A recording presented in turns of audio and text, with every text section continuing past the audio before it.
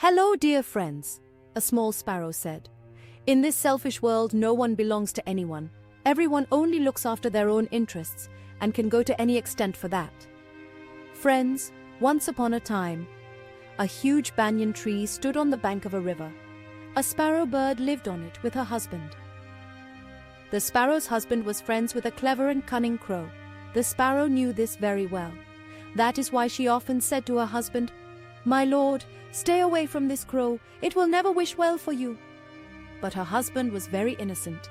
He would laugh it off and say, "Dear, you worry unnecessarily. He is my true friend." One day the sparrow's husband brought a lot of food. The sparrow asked in surprise, "My lord, from where did you get so much food?" The husband smiled and said, "Dear, this food has been given by my friend the crow. He has also invited us to his house for dinner tomorrow." On hearing this, the sparrow's face turned serious. She said in a firm voice, "Swami, I will not go there. There is definitely some selfish motive of your friend hidden in this." The innocent husband asked in surprise, "What selfish motive, dear? I did not understand anything." Then the sparrow said, "Swami, this thing cannot be explained in words. I will tell you a story. You will understand only through that." The husband agreed, "Okay, dear, tell me." And then the sparrow started telling the story. Friends, King Tej Pratap Singh ruled in a city called Madhavgarh. One day the king went out to hunt in the forest. While playing, he went very deep. Suddenly the weather turned bad. Nothing was visible due to the strong storm. The king got separated from all his soldiers and companions. The day was ending and darkness started deepening. The king started worrying how he would return now. But due to losing the way, he was forced to spend the night in the forest. The forest was full of dangerous animals. So the king started looking for a safe place. Then he saw smoke rising from a distance. On reaching there, he saw a simple hut. The king knocked on the door and called out, "I am a traveler. The weather is bad outside. Can I get shelter for a night?" The door opened. An old woodcutter came out. He respectfully took the king inside and made him sit. The old man also had a young and beautiful daughter. Both father and daughter lived in the forest. The old man cut wood and sold it in the city, and that was how they made a living. The daughter cooked simple food for the king. Even though it was simple, it tasted amazing. Then she laid a comfortable bed for the king. The king spent the whole night there comfortably. While leaving in the morning, he thanked the old man and his daughter and returned to the palace. But even after returning to the palace, the king could not forget that beautiful and polite girl. That girl had settled in his heart. Meanwhile, the king's marriage was fixed with the minister's daughter. But the minister's daughter was very arrogant and cunning. The king refused outright and decided that he would marry the woodcutter's daughter. Soon after, the king and the girl got married. The minister was deeply shocked to hear this news. The fire of jealousy and revenge burned in his heart. He started looking for an opportunity to take revenge on the king. Here, the king and his new queen were living a happy life. A year later, a daughter was born to them. The next year, another daughter was also born. In this way now they had 2 princesses. One day, finding an opportunity, the minister said to the king, "Maharaj, it is very important to have an heir to run the kingdom smoothly. The people need an heir, and for this it is necessary for you to have a son. I suggest that you get married again so that you can get a son." But the king firmly refused. He said, "Minister, the queen is my life partner. For me there is no difference between a son or a daughter. I am proud of my daughters and I will not marry again." The minister's mind was filled with anger. He thought, now my daughter will never be able to marry the king. Slowly he included the commander and other ministers in his conspiracy. After some time, a poisonous snake was deceitfully left in the queen's room. The queen died due to the snake bite. Both the princesses were very young at that time. Even after the queen's death, the king did not remarry. The minister played a trick again. This time, he got the cooks on his side and mixed poison in the king's food. Slowly the poison took effect, and eventually the king also died. Now the minister took over the throne. The fate of the kingdom changed where a good-hearted king used to serve his subjects. There now sat a greedy and ruthless king. But an old and loyal maid of the palace was watching all this.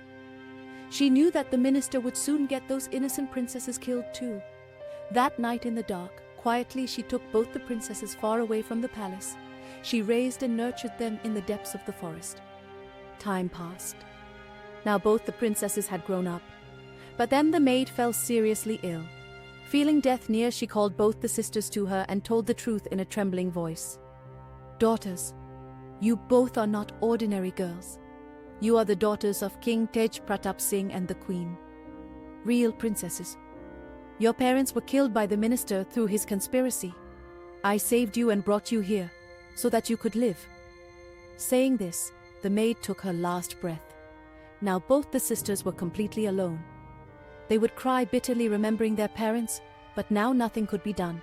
Once upon a time, a prince came to the forest for hunting. His friend was also with him, who was none other than the minister's son. The prince hunted 2 partridges in the forest and said to his friend, "Friend, you cook these. I will rest for a while." Saying this, the prince went and rested under a dense tree. The minister's son lit a fire and started cooking the meat of the partridges. Then he saw in front of him there was a simple hut, and standing at the door was an amazingly beautiful girl. She was looking at the minister's son with great surprise. The minister's son was stunned to see that beauty. He thought, such a beautiful girl in this deserted forest. Who is she? He went to the girl and told her everything about himself. The girl just kept looking at him quietly. Meanwhile, he remembered that he was cooking partridge meat. When he ran back, he saw that the meat had burnt. Now he got nervous. Then the girl smiled and said, "Move aside. I will cook this partridge for you." She cooked the meat skillfully and gave it to the minister's son. On the other hand, the prince was waiting for a long time. He started thinking, why is my friend taking so long? Earlier, he never used to take so long.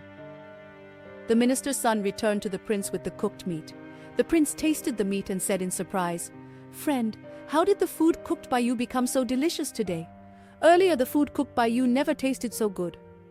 The minister's son smiled and said softly, "Maharaj, this taste is not of my hands. An amazingly beautiful girl lives in a hut nearby. She has cooked this meat, and to tell you the truth, I just kept looking at her." Meanwhile, the little princess returned after washing clothes in the river. The elder sister told her the story of the minister's son. "He kept staring at me and says that it was because of me that there was a delay in cooking the meat." The younger sister smiled and said, "Sister, you see, now he will come here with the prince, and you are so beautiful that the prince will definitely like you. You go with him and get married, but do not tell him about me." Hearing this, the elder princess shook her head and said, "No, sister, I will not leave you and go anywhere." The younger sister lovingly held her hand and explained, "Look, sister, I will also follow you, but this relationship of ours should not be exposed to the world. Listen, I have a solution." Saying this, she went out and after a while returned with small white flowers in her hand. She said, "When the prince takes you, you keep dropping these flowers one by one on the way. I will reach you following these flowers." The elder sister agreed with her. Then the younger sister came out of the hut and hid behind a tree. After a while, the prince came to the hut with his friend, the minister's son. As soon as he saw the elder princess, he was fascinated by her. A strange sensation arose in his heart. The prince asked, "Goddess, why do you live alone in this dense forest?" The princess repeated the same things that her younger sister had already explained to her. She said, "I used to live here with my parents. My mother had already passed away, and my father was a woodcutter. He would cut and sell wood, and somehow we would make a living. My father also passed away a few days ago. Now I have no one left in this world, so I am living alone." The prince heard this and his heart melted. He immediately said, "Beautiful girl, I cannot leave you alone. Will you come with me? I want to marry you." The princess remained silent for a while and bowed her head, and then slowly agreed. While leaving, she picked up a small bundle, which contained the same white flowers. The prince made her sit with him on the horse and they started towards the palace. The princess kept dropping white flowers one by one throughout the way. On the other hand, the younger sister who came out of the hut started following them slowly, chasing those flowers. On reaching the palace, the prince told everything to his parents and said, "I love this girl and want to marry her." Actually, the prince already had a wife, but that wife was very arrogant and pompous. She had not been able to give the prince any child till now. Her mother also lived with him in the palace and was always full of pride. Perhaps this was the reason why the prince decided to marry again. On the other hand, when the first queen and her mother got the news that the prince was going to marry again, their anger reached its peak. But they also knew that whatever the prince decides, no one can change it. So, they suppressed their inner anger and wore a fake smile. The first queen said, "Wow, this is a matter of great happiness. Now both of us will not be co-wives. We will live as sisters." These words coming out of her mouth were sweet, but the fire of jealousy and revenge was burning in her heart. When the prince's first wife did not object, the rest of the courtiers and family members also agreed to this marriage. Here, chasing the white flowers, the little princess had reached the city. The whole city was immersed in celebration. Drums were being played, the streets were decorated with diyas and rangoli. The little princess asked an old woman in surprise, "Amma, why is all this happening? Why is there so much merriment everywhere?" The old woman replied with a smile, "Daughter, our prince has found an angel-like girl in the forest. Now she is going to be his bride. That is why the whole city is celebrating." The princess's heart started beating fast on hearing this. She thought a little and said softly, "Amma, can I get some work here? My parents are no more. Neither do I have a home, nor support." The old woman said while caressing her, "Daughter, you will get work. Anyway, there is a lot of hustle and bustle in the palace these days. Seeing you, I have started remembering my dead daughter. If you want, you can stay at my house.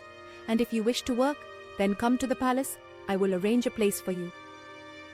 Actually, this old woman had once been a palace maid in her youth, but had left the job due to old age. The younger princess immediately agreed. "Amma, I will stay at your house but will definitely work. Please take me to the palace." The old woman reached the palace with the princess. There was the sound of clarinets all around. Just then, the prince's first wife was seen coming from the front. The old woman knew her well. She bowed at her feet and said, "Queen Sahiba, she is my niece. Her parents are no more in this world. She is very helpless. I request you, make her a maid in the palace." The first queen looked at the younger princess carefully from top to bottom. There was doubt and a hidden cunning in her eyes. Then she said, smiling, "Okay, let her come with me." She took her to her room and said in a low voice, "Listen, girl, you have come here from your village so far away, you will definitely need money. If you become my special maid and complete the tasks I give you, then I will fill you with gold and silver. But be careful. The rest of the maids in the palace are old. They will not support me. You will have to work only for me, avoiding all of them. Understood?" The younger princess immediately understood that this is the first queen, and some conspiracy is brewing in her mind. But without showing anything, she bowed her head and said, "Queen, I will obey everything you say." The first wife said smilingly, "I have not become a queen yet. I will get the crown of the queen only when the prince becomes the king." The younger princess bowed her head and replied, "Don't worry. If God wishes, that day will come soon." Hearing this, the first wife's eyes sparkled. She said, "You have turned out to be very intelligent and useful. From today onwards, you are my special maid in the palace. You have to do only what I say." The younger sister immediately said, "Yes, of course. You can rest assured I will do all my work with complete devotion." After this, the first wife took her to the room of the elder princess. She said, "This girl is your maid from today. Order her to do any work." As soon as the elder sister saw her younger sister, her eyes lit up with joy, but both the sisters had to keep their relationship a secret. Still, as soon as the first wife left, both the sisters hugged each other and cried.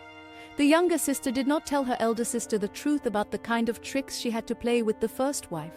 She kept everything to herself. After a few days, the prince and the elder princess got married. The whole palace was immersed in celebration.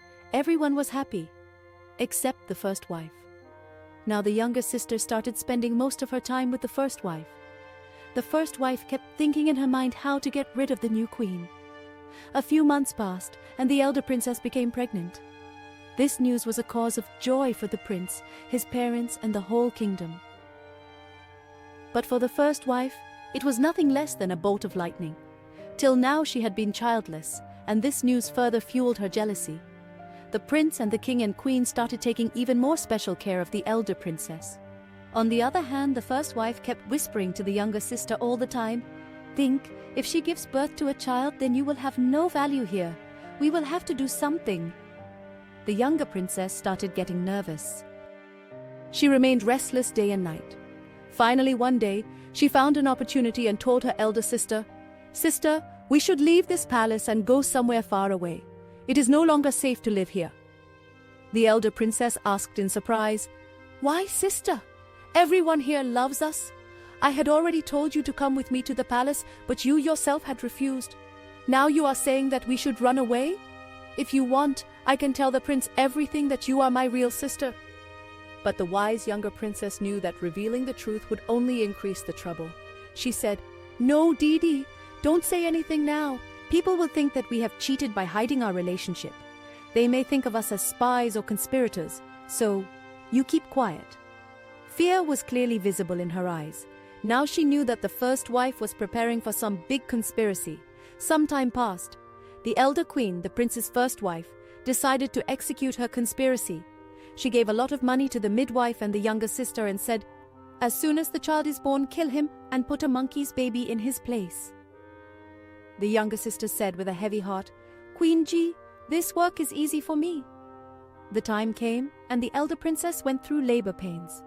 As soon as the child was born, the mother was in a state of unconsciousness. The midwife picked up the newborn and handed it over to the younger sister and whispered, "Quickly, take him away and kill him, and put the monkey's baby here." The younger sister wrapped the newborn in a cloth and took the back way while holding back her tears. Running, she reached the old lady's house. Handing over the child to her, she said, "Mother, this is my elder sister's child. Don't tell this to anyone. Feed him goat's milk and raise him. I will come and see him in the evening." The old lady took the child in her lap without asking anything. She knew that the situation was serious. There was chaos in the palace. The midwife announced in front of everyone, "The prince's second wife has given birth to a monkey's child instead of a human." Hearing this, the entire court was stunned. A wave of surprise and sadness spread everywhere. The poor elder princess kept crying and saying, "No, this is a lie. It is my child, my child." But no one was ready to believe her. Everyone turned their face away from her. The younger sister once again said to her elder sister, "Come, let us leave this palace and build our own world." But the elder sister said with teary eyes, "No, sister. I love the prince very much. I will not leave him and go anywhere." The younger sister returned to her old mother's house with a sad heart and told the whole story. The mother caressed her head and said, "Daughter, whatever was to happen has happened. Don't worry, we both will raise this child together. God will make everything right when the time comes." Some time passed. The king's health deteriorated and he died. Now the prince was crowned and he became the king. The responsibility of the kingdom now fell on his shoulders. Meanwhile, the elder princess became pregnant again. The jealousy and envy in the first wife's heart became even deeper. She showered gold and silver on the younger sister and said, "This time when the child is born, put a puppy in his place." The younger sister trembled. "Queen, please don't do this. The kingdom needs an heir, and you too are childless." Fire flared up in the eyes of the first wife. She roared, "If you don't want to do this work, then don't do it. I will find someone else." The younger sister said in fear, No, Queen, I was just joking. I will do as you say." But deep inside her heart was broken. She again tried to convince her elder sister, "Sister, now let's go far away from this palace. It is dangerous to stay here." But now the elder sister had become the queen. She said in a scornful tone, "I think you are jealous of me." Hearing these words, tears started flowing from the eyes of the younger sister. She kept bearing the pain in her heart. The time of delivery came and the same thing happened again. The midwife took the newborn from the unconscious mother and handed it over to the younger sister, and in its place placed a puppy in the cradle. The younger sister, as before, wrapped the baby in a cloth and left the palace through the back door and handed it over to the old mother in her hut. Then, without delay, she returned to the palace. There was chaos in the palace again. The first queen, the prince's first wife, taunted, and said, "I don't think this woman is a human being. The first time a baby monkey, and the second time a puppy. She should be put in prison immediately, otherwise who knows what she will give birth to next time." The king was already ashamed and angry.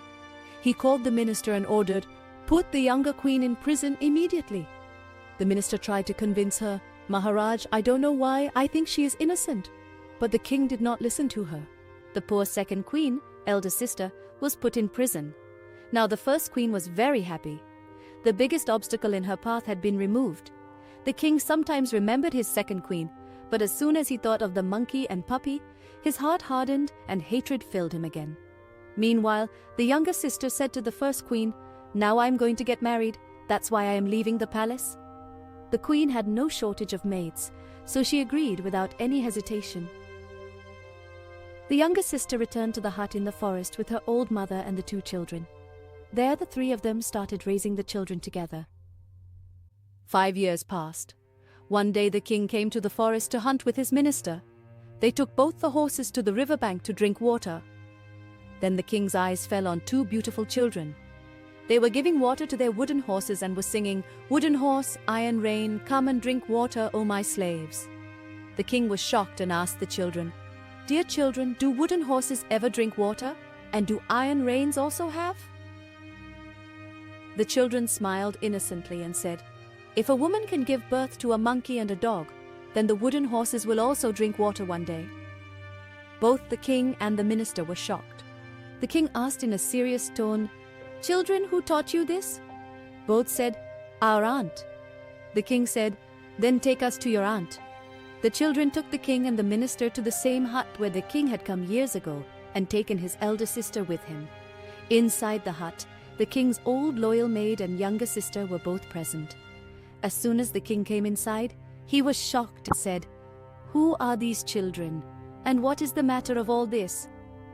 The younger sister came forward and said, "Maharaj, the girl you took with you from here a few years ago was my elder sister, and both these children are hers."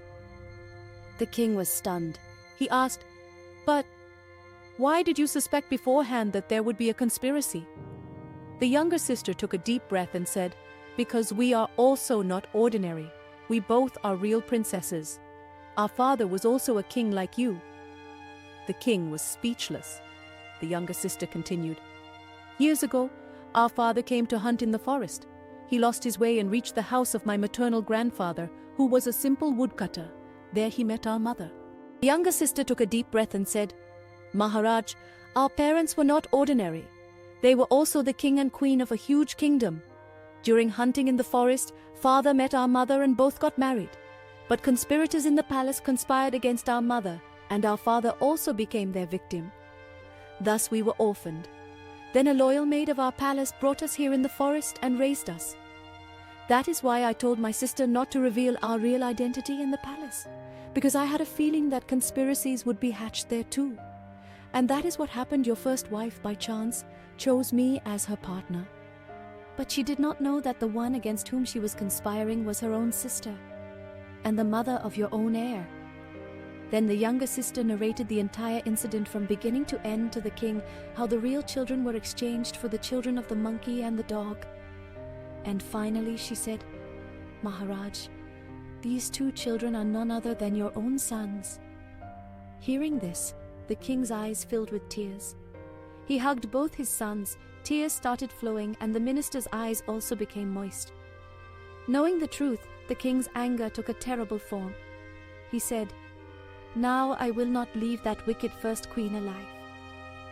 But the younger sister folded her hands politely and said, "Maharaj, first free your innocent younger queen. After that, she should decide what punishment the first queen should get." The king found this very appropriate. He was confident that the younger queen had a kind heart. The king made both his sons sit on the horse and ordered the minister to make the younger sister, princess, sit on his horse. The king had sensed that the minister had respect and love for him in his heart. Everyone reached the palace. The king first made the first queen wear shackles and then went to the prison and folded his hands in front of the younger queen. He said, "Queen, forgive me. I have come to free you now." The younger queen came out of the prison. The first queen was brought and made to stand in front of her. The minister told the whole truth once again in front of everyone. When the younger queen found her children and younger sister, she hugged them and started crying bitterly. The king said, "Queen, today you have the right. You decide what punishment should be given to the first queen." The younger queen said humbly, "Maharaj, the past cannot be brought back. The pain I suffered was written in my fate, that is why I will not punish her." The first queen was trembling. When she heard this, she fell at the feet of the younger queen with tears and said, "You have done a great favor to me by forgiving me." After this, the king, along with the minister and his army, attacked the kingdom which the traitor minister had taken over by deceit. After winning the war, he got the minister's eyes gouged out and put him in prison after making him blind. The princesses got their lost kingdom back. Now preparations for celebration began in the entire palace. On this auspicious occasion, the minister proposed marriage to the king for the little princess. The king looked at the little princess with a smile. The princess blushed and lowered her eyes. A few days later, with great joy and gaiety, the minister and the little princess were married. After the marriage, the king declared his minister friend the king of the princess's ancestral kingdom. Thus, the entire responsibility of the kingdom now came into the hands of the minister and the little princess. Together, they started ruling justly and righteously for the benefit of the people.